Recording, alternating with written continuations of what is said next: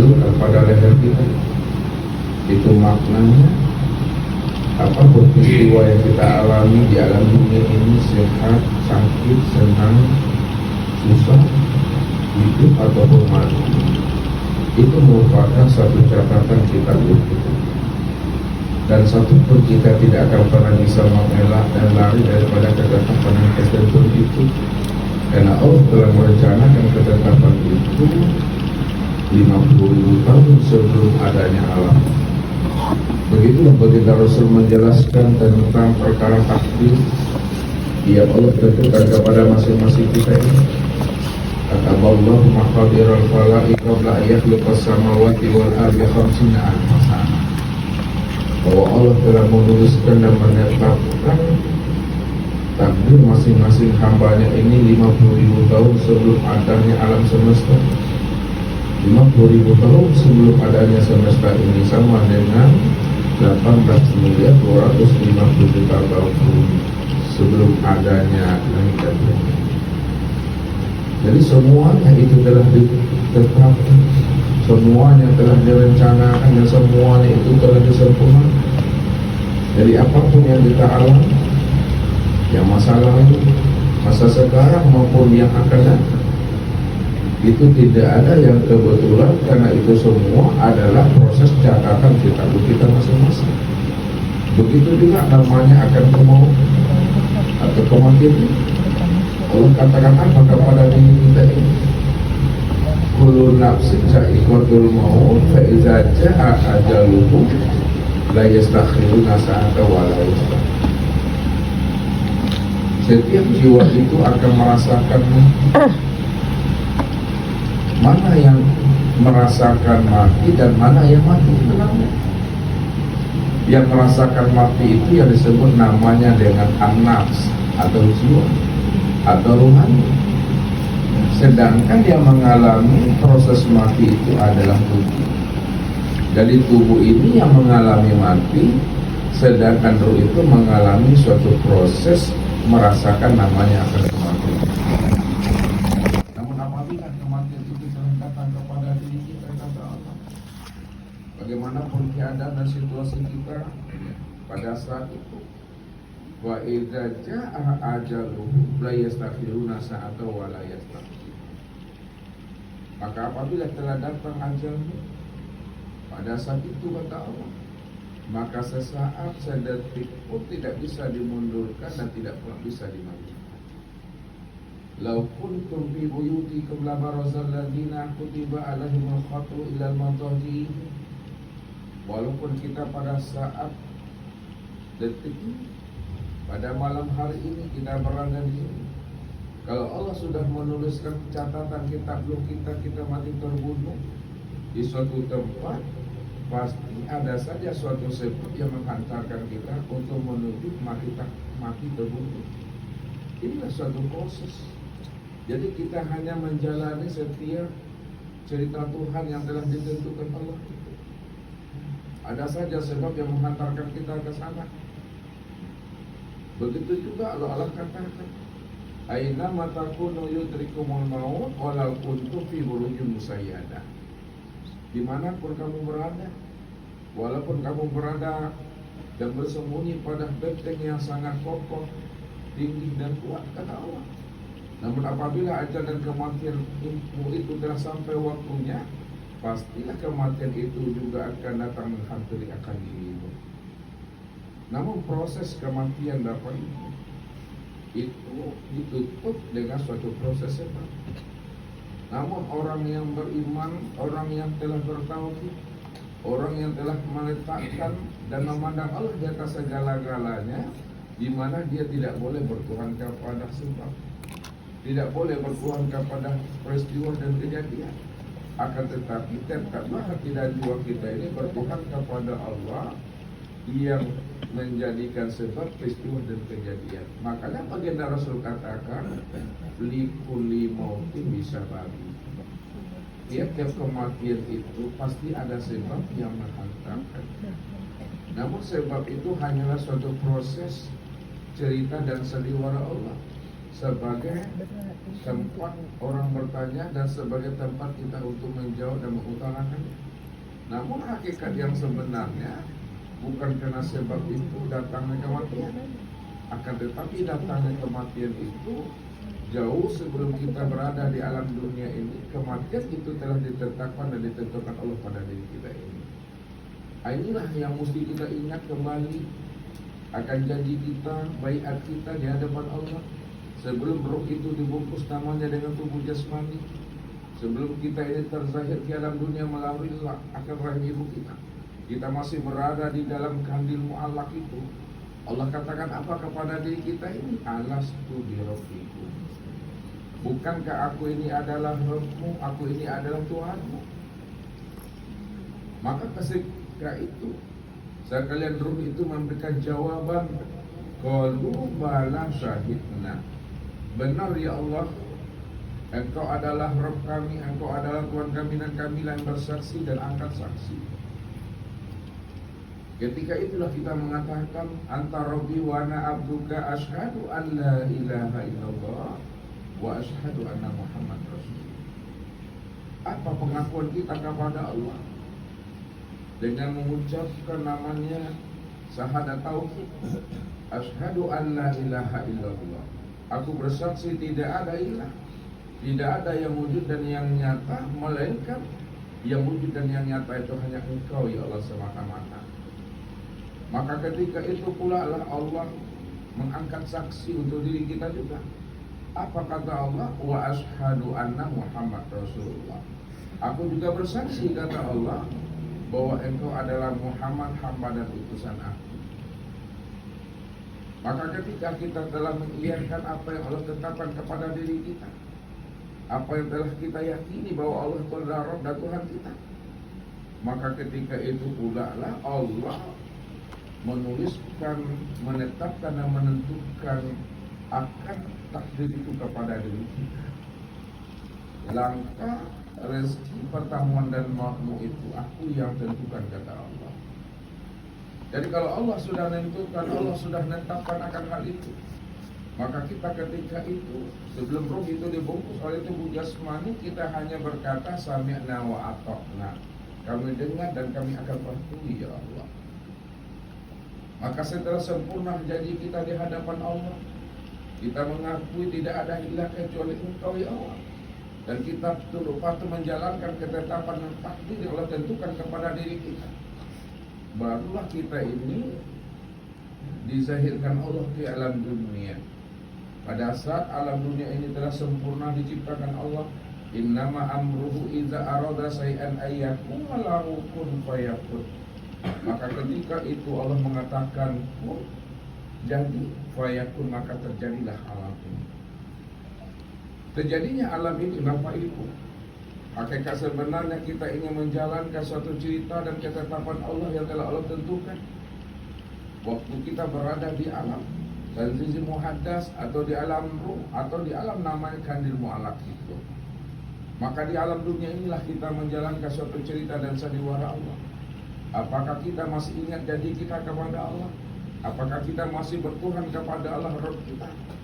Maka ini yang Allah katakan, innal hayatad dunya la'ibun wa lahun wa mal hayatud dunya ilal mata'il. Sesungguhnya kehidupan dunia yang kita jalani sekarang ini 10 tahun, 15 tahun, 25 tahun, 80 tahun, ini adalah tempat menjalankan suatu cerita dan sandiwara aku kata Allah. Allah ingin melihat siapa yang paling baik amalnya, siapa yang paling baik imannya, siapa yang paling baik Islamnya, dan siapa pula yang paling baik tauhid dan makrifatnya. Makanya Allah katakan liyabluwakum ayyukum ahsanu amala. Inilah dunia tempat kita menjalankan suatu cerita dan sandiwaranya. Maka supaya kita ini lurus dalam menjalankan suatu cerita dan sandiwaranya Allah, karena kita satu saat akan berpulang dan kembali kepada Allah, karena kita dalam keadaan zulumat, kita dalam keadaan buta, maka diutuslah oleh Allah para nabi dan para rasul. Begitu banyaknya nabi diutus Allah kepada diri kita supaya kita tahu bagaimana memulangkan amanah tentang rahasia diri Tuhan yang kita pegang ini, supaya amanah rahasia diri Tuhan yang kita pegang ini benar-benar pulang dan kembalinya juga dalam keadaan fitrah dan suci. Maka 124.000 nabi itu sebenarnya ingin mengingatkan kita akan janji kita kepada Allah, bahwa kita akan kembali kepada Allah dalam keadaan fitrah. Kita mesti kembali kepada Allah dalam keadaan suci. Walaqad jitumuna furoda kama khalaqnakum awwala marrah. Kamu pasti akan pulang dan kembali kepada kami masing-masing, kata Allah. Artinya, walaupun kita ini satu keluarga, beranak pinak kita di alam dunia ini, namun pulang dan kembalinya kita kepada Allah itu benar-benar kembalinya dalam keadaan tertib, urutan dan antrian, Bapak Ibu. Tidak ada saling mendahului. Ini Allah katakan, idza jaa ajaluhum la yastakhiruna sa'ata wa la yastaqdimun. Nah, siapa yang sudah sampai ajalnya, tak bisa lagi dimundurkan, tak pula bisa majukan. Semuanya berjalan di atas takdir dan ketetapan aku. Siapa yang ingin mendahului ketetapan dan ketentuan aku, kata Allah, terjun dia dalam lantai 5, lantai 7, lantai 8, dia ingin mendahului takdir Allah. Karena Allah belum mengatakan dia mati, maka jatuh di bawah pun tidak mati dia, Bapak Ibu. Tapi hidup saja mati pun tak mau itu. Ya, 8 Mbak Jole, Bapak Ibu. Memang tak mati, ya. Tapi mau saya sengsara keluarga ini, karena dia ingin mendahului kehendak takdir Allah. Makanya kematian itu merupakan suatu ketetapan Allah yang mesti kita imani dan mesti kita patuhi, bahwa kita satu saat akan berpulang dan kembali kepada dirinya. Karena Allah itulah hakikat rahasia alam. Allah itulah hakikat rahasia dari setiap diri. Kalau Allah itu adalah hakikat rahasia alam dan hakikat segala diri, karena kita asalnya adalah Allah dan kembalinya tetap jadi Allah, maka kembalinya kita kepada Allah itu mesti kembalinya dalam keadaan kita suci dan bersih. Di alam dunia inilah kita mensucikan diri kita ini. Di dunia inilah kita membersihkan diri kita. Dengan cara bagaimana? Kita mesti mengenal yang maha suci dan mengenal yang maha bersih. Yang maha suci dan maha bersih itu adalah Allah. Kalau Allah itu maha suci dan maha bersih, mestinya diri kita ini juga dalam keadaan bersih dan suci kembalinya. Apa sebabnya? Waja'alulahu min ibadi juz'an, bahwa dirimu itu adalah bahagian daripada diriku. Kalau diriku ini adalah suci dan bersih, maka bahagian daripada diriku juga dalam keadaan suci dan bersih, juga dalam keadaan maha di sana. Makanya di dunia inilah kita wajib menelusuri, mengkaji dan menemui akan diri sejati kita, bahwa diri sejati kita itu tiada lain adalah Allah itu sendiri. Karena Allah lah yang menjadi rahasia diri Bapak Ibu. Allah yang menjadi rahasia diri kita. Kalau Allah yang menjadi rahasia diri kita, maka cari dan temuilah diri sejati itu, yaitu Allah pada diri sendiri. Ketika itu berhentilah kita lagi di sana. Wa anna ila rabbikal muntaha, bahwa sesungguhnya Allah itulah akhir kesudahan pengenalan dirimu. Allah itulah akhir kesudahan perjalanan hidupmu. Allah itulah akhir kesudahan perjalanan akan dirimu, kata Allah. Kalau Allah menjelaskan bahwa dirinya adalah akhir kesudahan hidup diri dan perjalanan ma'rifat kita, maka ketika kita telah menemui akan dirinya, maka ketika itu terhentilah kita di dalam melakukan suatu pencarian di sana. Karena yang kita cari, yang kita temui itu benar-benar sudah wujud dan nyata pada diri kita sendiri.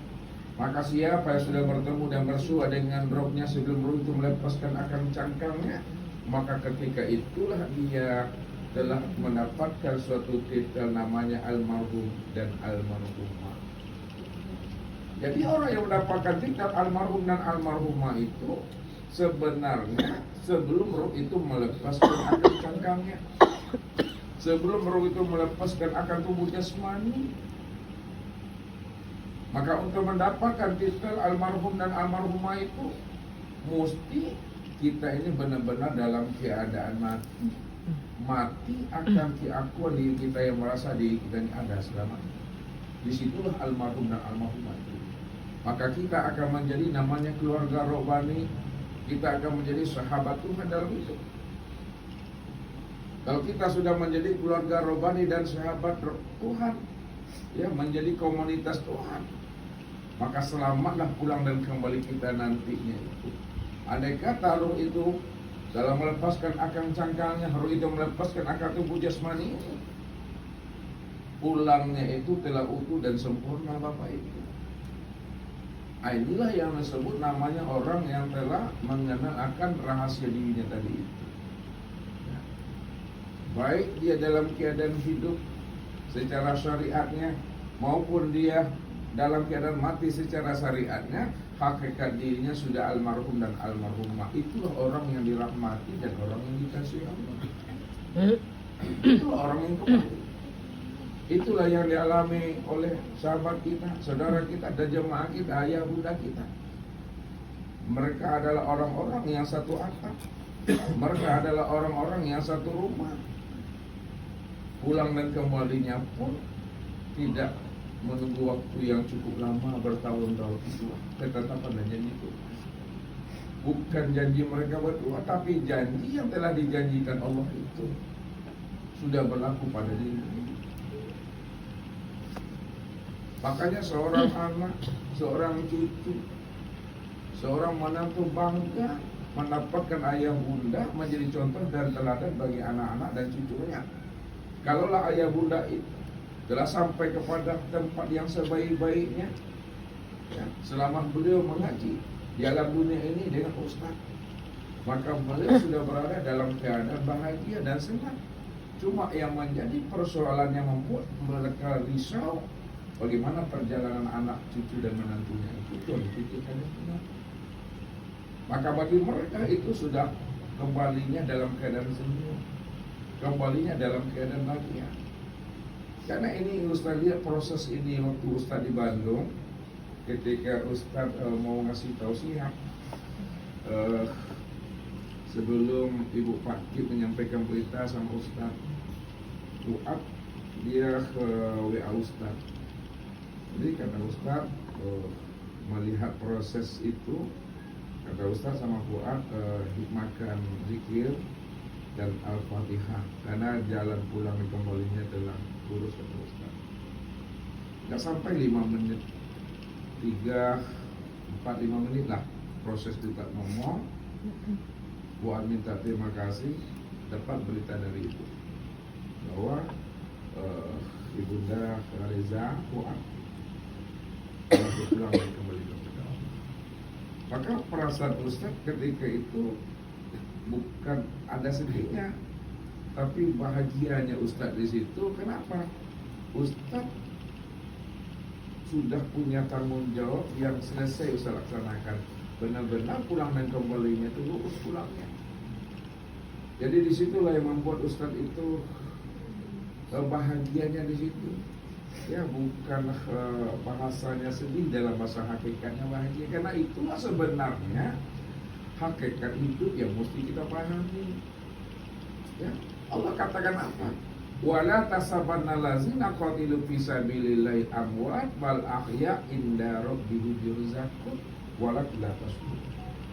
Jangan kamu kira, kamu sangka, kamu anggap ayah bundamu, anakmu, orang-orang kamu cintai dan kamu kasih yang lebih dahulu meninggalkan kamu. Jangan kamu kira mereka itu mati. Bal ahya inda rabbihim yurzaqun walakin la tashkurun. Mereka itu yang dikatakan hidup yang sebenar-benarnya. Mereka itu di sisi Rabb-nya selalu mendapatkan rahmat, karunia dan nikmat. Cuma kamu tidak mampu memahami dan merasakan kehidupan yang abadi apa yang dirasakan oleh ayah bundamu. kecuali ketika kita dibukakan Allah rahasia dirinya itu, disitulah kita paham dan mengerti. Jadi yang dirasakan oleh ayah bunda kita itu adalah proses yang sangat luar biasa, proses yang sangat gembira dan bahagia. Nah, mereka lah yang memandang kita ini, yang hidup di alam dunia ini, kita ini sebenarnya berada di barzakh. Kita ini yang dikatakan mereka itu mati, kenapa? Karena mereka telah duduk pada alam yang sebenarnya. Makanya Nabi katakan, an-nasu niyamun faizamatu intabahu. Kita ini, manusia ini adalah seperti orang yang tertidur. Faizamatu intabahu. Ketika dia mati, disitulah dia terbangun. Ketika kita tertidur lalu kita mimpi, Bapak Ibu, di dalam mimpinya kita pergi kemana-mana, sama teman, sama sahabat, main futsal, lalu mandi rumah ayah bunda, makan kita di situ. Pas kita tersentak bangun, kita masih terbaring di tempat tidur, rupanya apa yang kita saksikan di waktu tidur kita belum yang sebenar-benarnya. Kenapa belum sebenar-benarnya? Bukti dan nyatanya kita tidak mandi, kita belum makan, kita tidak ada main futsal, kita masih terduduk terbaring di tempat tidur. Itu makna yang sebenarnya. Pada saat kita telah meninggalkan alam dunia ini, disitulah hidup yang sesungguhnya itu. Bukankah dunia ini adalah di mana kita tempat menjalankan suatu cerita dan sandiwaranya Allah? Kalaulah kita hidup di dunia ini adalah menjalankan satu cerita dan sandiwaranya Allah, karena Allah yang membukakan rahasia itu kepada kita. Summa innakum ba'da zalika lamayitun. Setelah kamu menyempurnakan cerita dan sandiwara aku di alam dunia ini, pasti kamu akan mengalami proses kematian. Kamu akan berpulang dan kembali lagi kepada aku, kata Allah.